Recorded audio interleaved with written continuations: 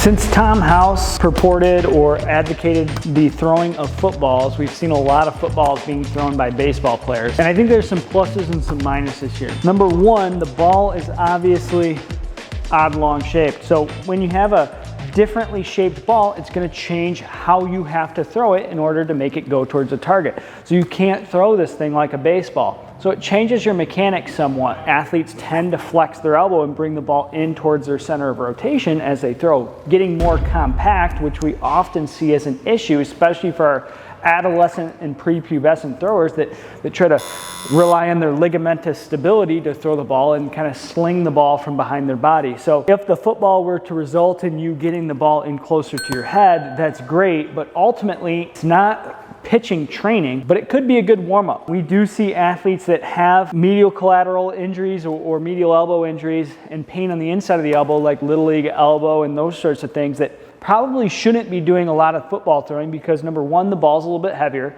Number two, it causes you to supinate. Supination unlocks the elbow. When you supinate the elbow, immediately that inside of the elbow takes more load when you apply a stress to it compared to when it's pronated. It closes the elbow down.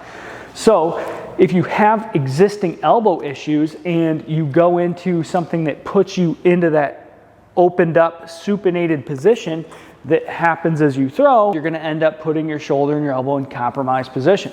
But if you want to use it as a warm-up routine because you feel like it makes you feel more comfortable when you get in the game, go for it. As long as you're not putting yourself in positions that are going to cause injury, I'm good with all of that stuff. So as far as football throwing goes, it's something that we would advocate once in a while for some of our throwers as a way to kind of get loose, stay free in their mind, not start to close down as far as the mentality goes. When they get on the field, they're fresh, ready to go, and focused for the game. And if that's something that throwing a football helps you with, I'm all for it, we're all for it. But if you are somebody who needs a lot of work on their throwing mechanics, don't expect throwing a football to improve your pitching mechanics. They're very different.